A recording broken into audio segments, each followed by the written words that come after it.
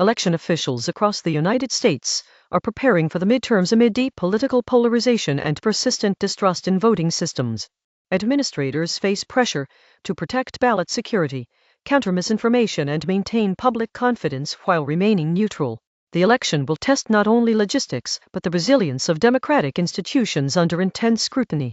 The United States and Canada are continuing talks over long-standing trade disputes, including softwood lumber and access to dairy markets.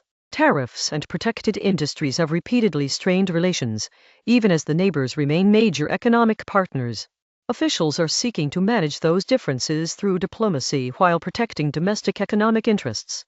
Supreme Court Justice Ketanji Brown Jackson has warned that a ruling on mail-in voting restrictions could create uncertainty before the midterms.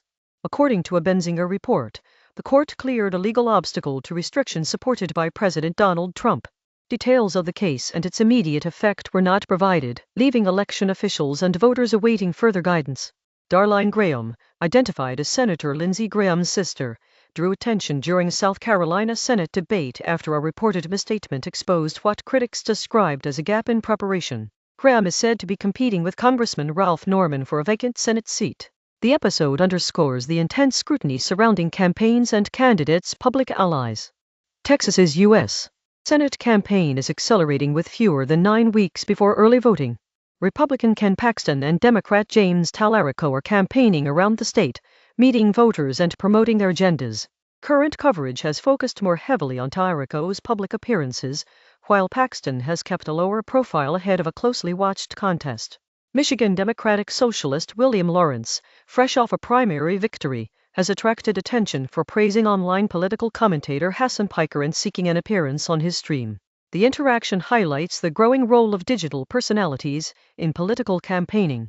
Candidates increasingly use online platforms to reach audiences beyond conventional media and party organizations.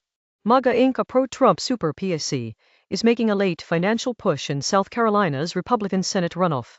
The group has reportedly spent nearly $830,000 supporting Senator Darline Graham on the eve of the vote. President Donald Trump is backing Graham, while the runoff will determine which Republican advances in the Senate contest. Michigan Democratic Senate nominee Abdulrahman Mohamed El-Sayed appeared on Jesse Waters' program for a tense discussion involving care for transgender minors.